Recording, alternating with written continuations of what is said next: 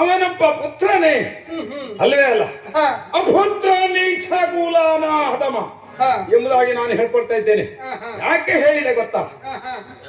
ಅಂತಹ ತಂದೆಗೆ ಕಷ್ಟ ಕೊಟ್ಟಂತ ಮಗ ಒಂದು ವೇಳೆ ಸೂರ್ಯದೇವನಿಗೆ ಹುಟ್ಟುವ ಮುನ್ನ ನನಗೇನಾದರೂ ಹುಟ್ಟಿದ್ಯಾ ಅಂತಾದ್ರೆ ಅವನ ಹುಟ್ಟಿನ ಅರಗಳಿಗೆಯಲ್ಲಿ ಅವನ ಕುತ್ತಿಗೆಯನ್ನು ಬಿಸಾಡ್ತಾ ಇದ್ದೆ. ಅಂಥದ್ರಲ್ಲಿ ಅವನ ಚರಿತ್ರೆಯನ್ನು ನೀವು ಮುಂದೆ ಹೇಳ್ತಾ ಇದ್ದೀರಿ ಅಂತಾರೆ ನಾನು ಒಪ್ಪುವುದಿಲ್ಲ. ಅವ ಎಂತವನೇ ಇರಲಿ ನೋಡ್ತೇನೆ. ಇನ್ನು ಅವನ ಮೈ ಮೇಲೆ ಉಂಟು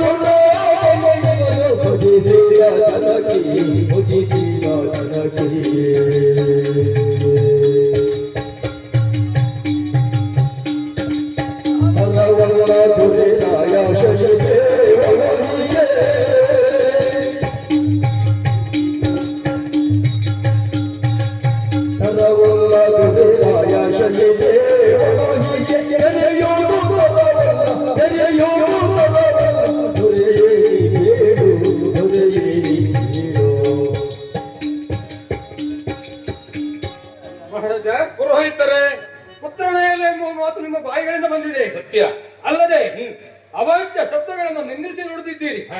ಇಷ್ಟೆಲ್ಲ ಕೇಳಿದಂತಹ ಶನಿದೇವ ಸುಮ್ಮನೆ ಕೂರಲಾರ. ಏನ್ ಮಾಡ್ತಾನೆ? ಏಕೆನ್ನುವುದಾದರೆ ಬೀದಿಯಲ್ಲಿ ಹಾದು ಹೋಗುವ ಮಾರಿಯನ್ನು ನೇರವಾಗಿ ನಮ್ಮೆಡೆಗೆ ಕೈ ಬೀಸಿ ಕರೆದಂತಾಯಿತು ನಿಮ್ಮ ಪರಿಸ್ಥಿತಿ. ಯಾಕೋ? ಏಕೆ ಎನ್ನುವುದಾದರೆ ನೀಚ ಗುಲಾಮ ಅಧಮ ಎಂಬ ಶಬ್ದಗಳಿಂದ ನಿಮ್ಮ ಬಾಯಿಗಳಿಂದ ನುಡಿದಿದ್ದೀರಿ. ಇದನ್ನು ಕೇಳಿದಂತಹ ಶನಿದೇವ ಸುಮ್ಮನೆ ಬಿಡಲಾರ. ಏನ್ ಮಾಡ್ತಾನೆ? ಈ ಸಭೆಗೆ ಬಂದೇ ಬರ್ತಾನೆ ಎಂಬುದಾಗಿ ಹೇಳ್ತಾ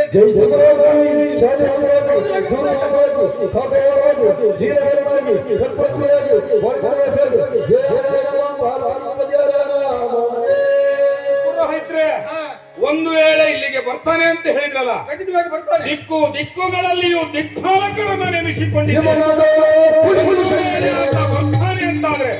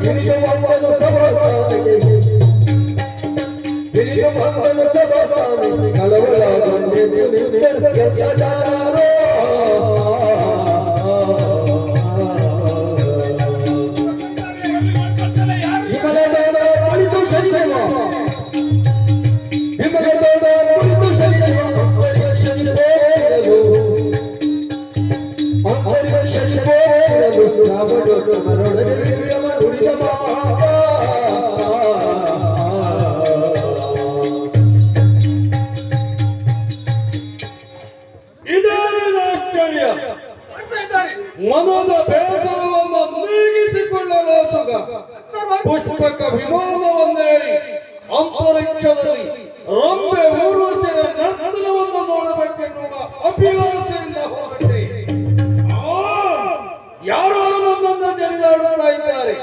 ನನ್ನ ದಿವ್ಯ ದೃಷ್ಟಿಯನ್ನು ಹರಸಿ ನೋಡುತ್ತಾ ಇದ್ದೇನೆ. ಉಜ್ಜಯಿನಿ ಪುರದರಸ ಆದ ವಿಕ್ರಮ ವಿಕ್ರಮ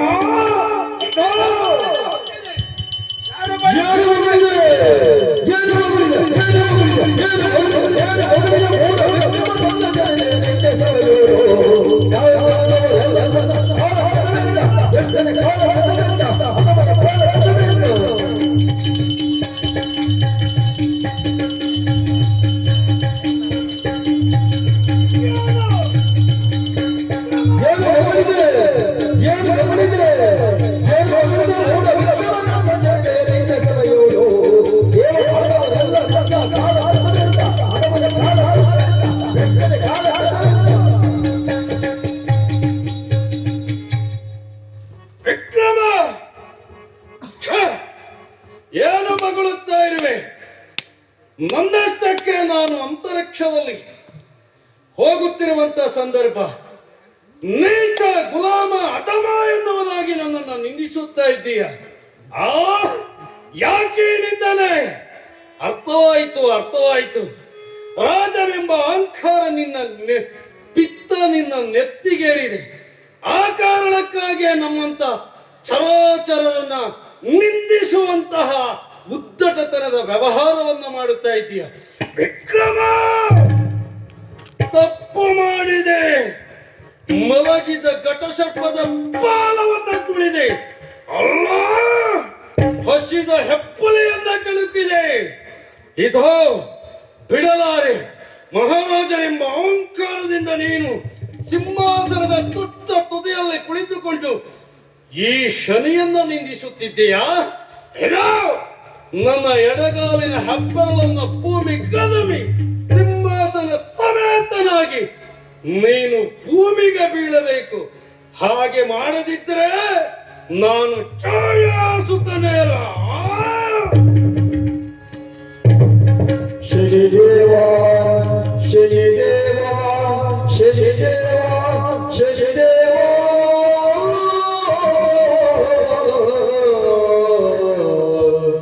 ಶಶಿದೇವ ಶಶಿದೇವ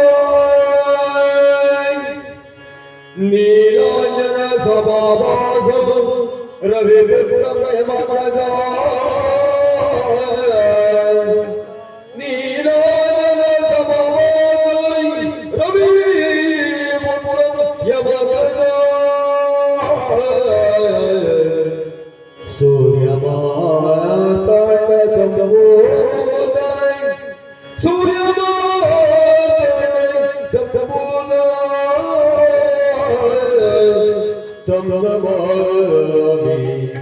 ಶನೀಶ್ವರ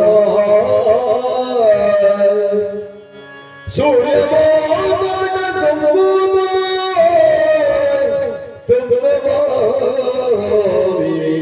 ಶನೀಶ್ವರ ಶನೇಶ್ವರ ತಿಳಿಯದೆ ಮಾಡಿದೆನೋ ಅಪರಾಧ ತಿಳಿಯದೆ ಮಾಡಿದೆನೋ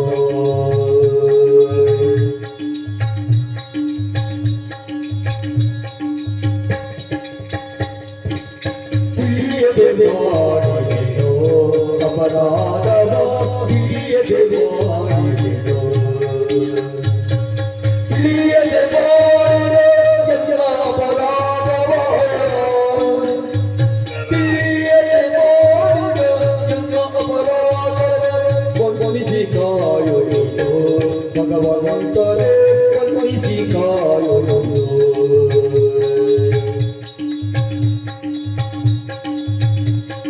ಚರಣವ ತಿಳಿಯುವೆ ಕರಗಳ ಮುಗಿಯುವೆ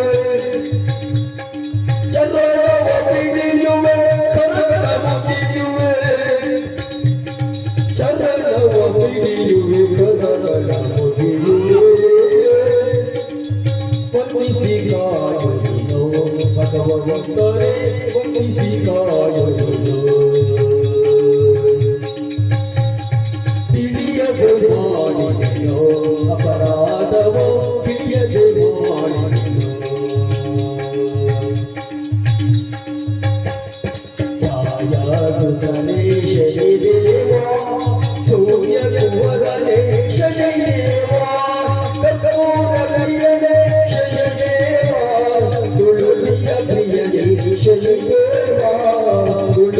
ಪ್ರಿಯನೇ ಶನಿದೇವಾ ಶನಿದೇವಾ ಶನಿದೇವಾ ಶನಿದೇವಾ ಶನಿದೇವಾ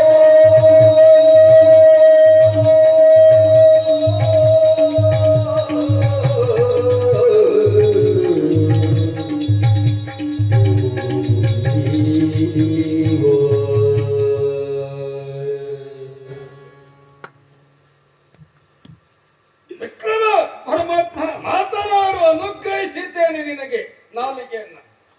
ಪರಮಾತ್ಮ ಅಪರಾಧವನ್ನ ಮಾಡಿದ್ದೇನೆ ಸತ್ಯ ದೇವ. ಅರಿಯದೆ ತಿಳಿದಂತ ನಾನು ಅರಿಯದೆ ನಿನ್ನನ್ನ ಜರಿದಾಡಿದ್ದೇನೆ ಸತ್ಯ. ನನ್ನ ಅಪರಾಧವನ್ನ ಮನ್ನಿಸು ತಂದೆ.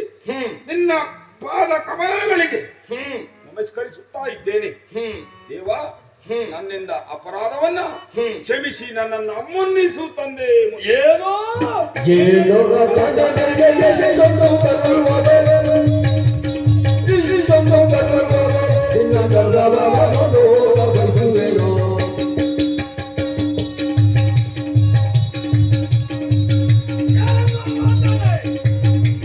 ಎನ್ನೆಲ್ಲ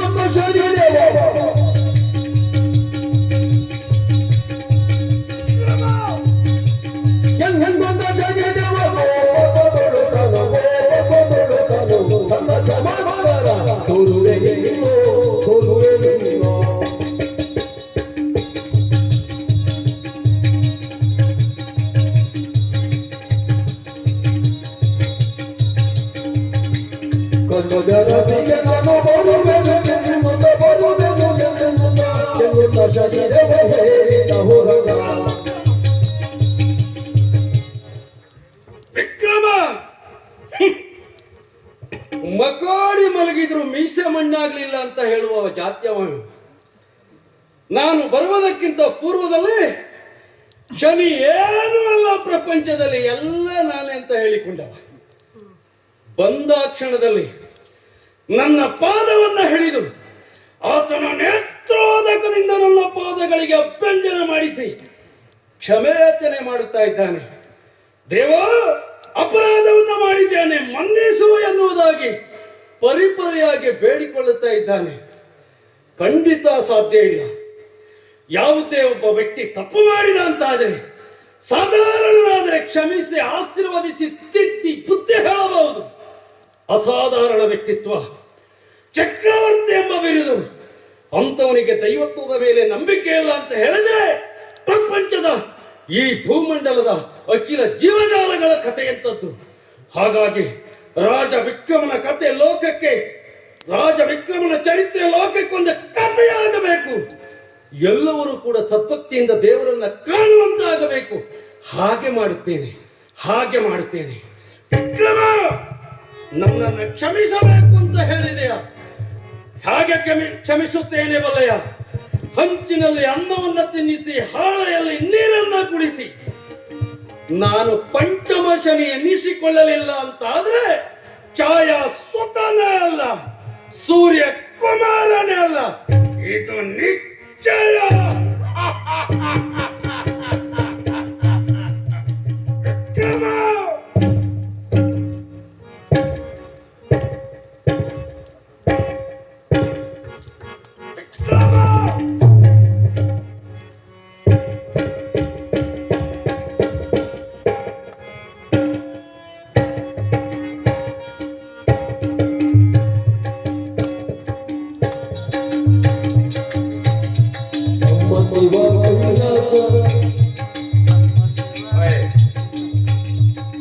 ಏನೆಲ್ಲ ಆಗಿ ಹೋಯ್ತೀಗ.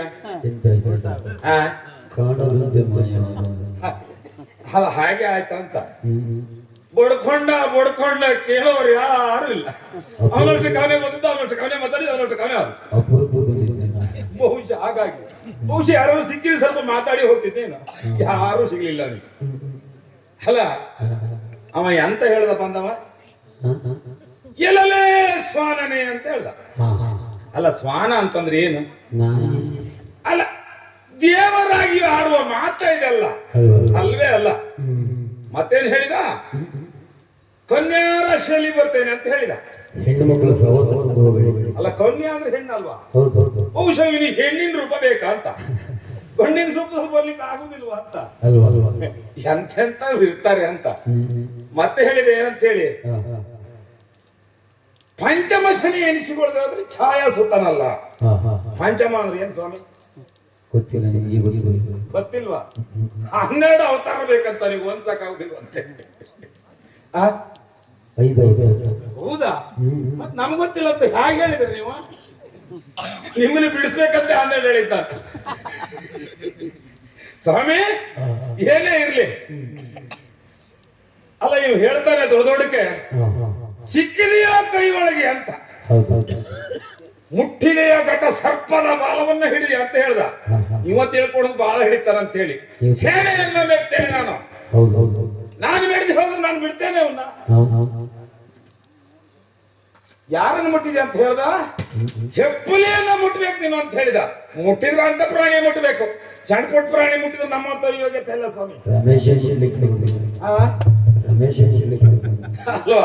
ಯಾವ್ದೋ ಇರ್ಲಿ ಸ್ವಾಮಿ, ಮುಟ್ಟಿದರೆ ಮುಟ್ಟಬೇಕು ಹೆಪ್ಪುಲಿ ಅಂತವ್ರನ್ನ. ಹಾ, ಹಾ. ಅಲ್ಲ ಇವ್ ಹೇಳಿದ ಹ್ಮ್. ಹೊಂಚಿನಲ್ಲಿ ನೀರು ಕುಡಿಸ್ತೇನೆ ಅಂತ ಹೇಳಿ. ಬಂಗಾರ ತಟ್ಟೆಗೆ ಬರುವೆ ಆ? ಸ್ವಾಮಿ, ಅರಮನೆಯಲ್ಲಿ ಬಂಗಾರದ ತಟ್ಟೆಗಳುಂಟು, ಬೆಳ್ಳಿಯ ಲೋಟಗಳುಂಟು, ಅದರಲ್ಲಿ ಇವನು ಹೊಂಚ ಹಾಳ್ಯ ನಾವು ಬೇಡ. ಕೊನೆಯದಾಗಿ ಹೇಳಿದ ಸ್ವಾಮಿ, ಕಾಡ್ತೇನೆ ಕಾಡಿಸ್ತೇನೆ ಅಂತೇಳಿ. ಒಂದು ವೇಳೆ ಆತ ಕಾಡಿಸ್ತಾನೆ ಬೇಡಿಸ್ತಾನೆ ಅಂತಾದ್ರೆ ಎಲ್ಲ ವಿಧಿಯ ಸಂಕಲ್ಪ. ಮುಂದೇನಾಗ್ತದೋ ಕಾದು ನೋಡ್ತೇನೆ. ಎಲ್ಲ ಎಲ್ಲ ದುರುಳು ನೆನೆಗಲವೇ ನಿನ್ನ.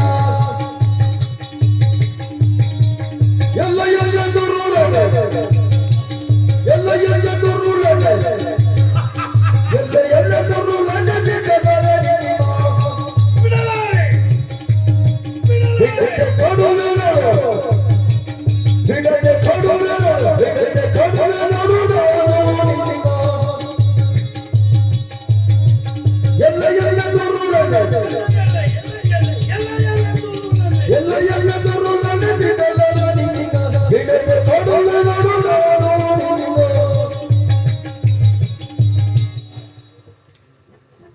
ಯಾವುದೇ ಒಬ್ಬ ವ್ಯಕ್ತಿಗೆ ತಪ್ಪನ್ನ ಮಾಡಿದಾಗ ತಿದ್ದಿಕೊಳ್ಳುವುದಕ್ಕೊಂದು ಅವಕಾಶವನ್ನು ಕೊಡಬೇಕಂತೆ. ಕ್ಷಮೆ ಅಂತ ಒಂದು ಇರಬೇಕಂತೆ. ಅಪರಾಧವನ್ನು ಒಬ್ಬ ಮಾಡಿದ್ದಾನೆ ಅಂತ ಹೇಳಿದ್ರೆ ಅವ ನಿಜವಾಗಿಯೂ ಅಪರಾಧಿ ಸ್ಥಾನದಲ್ಲಿ ನಿಂತಿದ್ದವನು ಎನ್ನುವುದಾಗಿ ನಾವು ವಿಮರ್ಶೆ ಮಾಡಬೇಕು. ಯಾಕೆ ಇವರ ರೀತಿಯಲ್ಲಿ ಸಾಧಾರಣರಲ್ಲ. ಶ್ರೀಮನ್ನಾರಾಯಣನ ಸಂಕಲ್ಪದಿಂದ ನಾನು ಈ ಸಮಷ್ಟಿಗೆ ಬಂದವ. ಅನೇಕರ ಅನುಕೂಲಕ್ಕನ್ನ ತಿದ್ದುವಲ್ಲಿ ಪ್ರಯತ್ನ ಮಾಡಬೇಕೆನ್ನುವುದೇನು ನನ್ನ ಸೃಷ್ಟಿಕರ್ತನ ಆದೇಶ. ಹಾಗಾಗಿ ರಾಜವಿಕ್ರಮ ಒಂದು ವೇಳೆ ತಪ್ಪು ಮಾಡಿದ್ದಾನೆ, ಈಗಾಗಲೇ ಪ್ರತಿಜ್ಞೆಯನ್ನು ಅವನ ನೆಲದಲ್ಲೇ ನಿಂತು ಮಾಡಿದ್ದೇನೆ. ಓಹೋ, ದಿವ್ಯ ದೃಷ್ಟಿಯನ್ನು ಹರಸಿ ನೋಡುತ್ತಾ ಇದ್ದೇನೆ. ರಾಜ ವಿಕ್ರಮ ತನ್ನ ಮಡದೆಯಾಗಿರುವಂತ ಪ್ರಭಾವತಿ ಒಡನೆ ತೂಗು ಮಂಚದ ಮೇಲೆ ಲೋಲನಾಡುತ್ತಾ ಮಲಗಿಕೊಂಡಿದ್ದಾನೆ. ಮುಂದಾಗುವಂತ ಕಷ್ಟವನ್ನ ಅಥವಾ ಮುಂದಾಗುವಂತ ಅನಾಹುತವನ್ನ ಸ್ವಪ್ನದ ಮೂಲಕ ತೋರಿಸಿ ಆತನಿಗೆ ತಪ್ಪನ್ನ ತಿದ್ದಿಕೊಳ್ಳುವುದಕ್ಕೆ ಒಂದು ಸಣ್ಣ ಅವಕಾಶವನ್ನ ಆ ಸೂರ್ಯಕುಮಾರನಾಗಿ ನಾ ಅನುಗ್ರಹಿಸ್ತಾ ಇದ್ದೇನೆ. ಅಲ್ಲಿಯೂ ಸರಿಪಡಿಸಲಿಲ್ಲ ಅಂತ ಆದ್ರೆ, ತಪ್ಪನ್ನ ತಿದ್ದಿಕೊಳ್ಳಿಲ್ಲ ಅಂತ ಆದ್ರೆ, ವಿಕ್ರಮ ಏಳು, ವಿಕ್ರಮ ಏಳು, ನಿನ್ನ ಮೈಯೆಲ್ಲ ಉರಿ ಜ್ವಾಲೆ ಆಗಲಿ. ಏಳು ವಿಕ್ರಮ ಏಳು.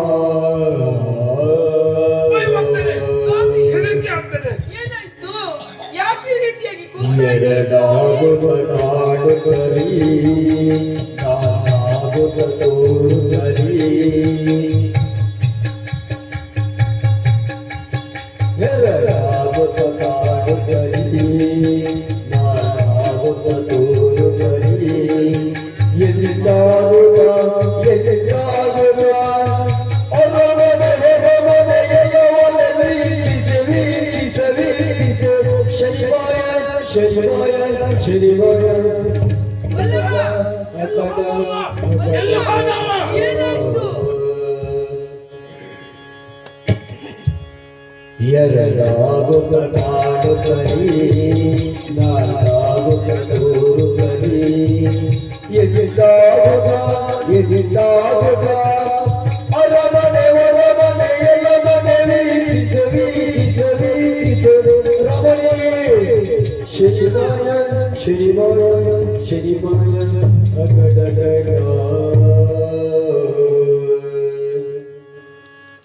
ಸ್ವಾಮಿ, ಪ್ರಭಾವತಿ ಅರಮನೆಯಲ್ಲಿದ್ದು ಮನಸ್ಸಿನ ಮೇಲೆ ಹಾಯಾಗಿ ನಿದ್ರಿಸುತ್ತಂತ ನೀವು ಸತ್ಯ ಈ ರೀತಿಯಾಗಿ ಗಾಬರಿಯಿಂದ ಎದ್ದು ಕೂಗಾಡ್ತಾ ಇದ್ದೀರಿ ಅಂತ ಆದ್ರೆ ಯಾಕೆ ಸ್ವಾಮಿ? ಏನಾಯ್ತು? ಕಾರಣವೇನು ಸ್ವಾಮಿ? ಕನಸ ಕಂಡಿರೋ ರಮಣಿಗೆ ನೀವು ಸತ್ಯ ಪ್ರಭಾವತಿ ಸತ್ಯ ಕನಸ ಕಂಡಿರೋ ರಮಣಿಗೆ ಒಬ್ಬ ವ್ಯಕ್ತಿಯು ನನ್ನ ಕನಸಿನಲ್ಲಿಗ ಹೌದು ಪ್ರಭಾವತಿ ಹೌದು ಹೌದೇ ಸ್ವಾಮಿ? ಮಾಯದ ಶವ ತನ್ನದು ಕೇಳಿದ ಮಾಯದ ಶವ ತನ್ನದು ಕೇಳಿದ ಕಂಡುಕೊಳ್ಳಿ ನನ್ನ ಅಶ್ವವಾದ ನಿಮ್ಮಂತಿಲ್ಲ. ಮೇಲೆ ನೆಲೆಯೋ ಏನ ಶವ ಮೇಲೆ ನೆಲೆಯೋ ಏನ ಶವ ಕಾಣದೆ ಎಲ್ಲ ಕೆಳಗೆ ತಿನ್ನೋ ಕಾಣದೆ ಎಲ್ಲ ಕೆಳಗೆ ತಿನ್ನೋ ಕನಸ ಕಂಡರೋ ರಮಣ ಕೇಳಿರಿ ಕನಸ ಕಂಡರೋ ರಮಣ ಕೇಳಿರಿ ಒಬ್ಬ ವ್ಯಕ್ತಿಯು ನನ್ನ ಕನಸಿನಲ್ಲಿಗ ರಮಣ ಒಬ್ಬ ವ್ಯಕ್ತಿಯು ನನ್ನ ಕನಸಿನಲ್ಲಿಗ ಪ್ರಭಾವತಿ ವಲ್ಲಭ, ಮಲಗಿ ಸುಖನಿದ್ರೆಯನ್ನ ಉರಿಮಿಸುವಂತ ಸಂದರ್ಭದಲ್ಲಿ ಘೋರವಾದಂತ ಕನಸೊಂದನ್ನ ಕಂಡೆ ಸ್ವಾಮಿ. ನೀವು ಹೌದು ಪ್ರಭಾವತಿ. ಆ ಯಾವ ರೀತಿಯಾದಂತ ಕನಸು? ಒಬ್ಬ ವ್ಯಕ್ತಿಯು ಬಂದಿದ್ದಾನೆ, ಒಂದು ಕುದುರೆಯನ್ನ ತಂದು ಕೊಟ್ಟಿದ್ದಾನೆ. ಆ ಅರಸನಾದಂತ ನಾನು ವೇಳೆಯನ್ನ ಕಳೆಯಲೋಸ್ಕರವಾಗಿ ಏರಿದೆ ತುರುಗವನ್ನ. ನೀವು ಹೌದು ಪ್ರಭಾವತಿ. ಆ ಏರಿದ ಗಳಿಗೆಯಲ್ಲಿ ಎತ್ತಲ ನನ್ನನ್ನ ಕರೆದೊಯ್ಯಿತು ಪ್ರಭಾವತಿ, ಕರೆದೊಯ್ಯಿತು. ಆ ಅಷ್ಟೇ ಅಲ್ಲ, ದಟ್ಟವಾದಂತ ಅರಣ್ಯ ಪ್ರದೇಶದಲ್ಲಿ ಕೆಡವಿತು ಶಿವ ಪ್ರಭಾವತಿ. ಶಿವ. ಅಷ್ಟೇ ಅಲ್ಲ ಪ್ರಭಾವತಿ, ಅಂತಹ ಕಾರಣಲ್ಲೂ ಸಹ ಓರ್ವ ಹೆಣ್ಣು ಆ ಕಳ್ಳತನದ ಆಪಾದನೆಯನ್ನ ನನ್ನ ಮೇಲೆ ಹೊರಿಸಿ ಕಳ್ಳ ಎಂಬುದಾಗಿ ನಿಮ್ಮನ್ನ ಹೌದು ಪ್ರಭಾವತಿ ಇಂತಹ ಸುಂದರವಾದಂತಹ ಕರಚರಣಗಳನ್ನ ಕಡಿಸಿ ಹಾಕಿದ್ದಾಳೆ. ಶಿವನೇ, ಆ ಉರಿಯನ್ನ ತಾಳಲಾರದೆ ಅಪ್ಪರದಿಂದ ನಿನ್ನನ್ನ ಎಪ್ಪಿಸಿ ಹೋಗಿದ್ದೇನೆ ಪ್ರಭಾವತಿ. ವಲ್ಲಭ, ಯಾಕೆ ಹೀಗಾಯ್ತೆ? ವಲ್ಲಭ, ಯಾಕೆ ಈ ಚಿಂತೆ ಮಾಡ್ತೀರಿ? ಚಿಂತೆಯೇ ರಮಣ ಚಿಂತೆಯೇ ಕಥೆ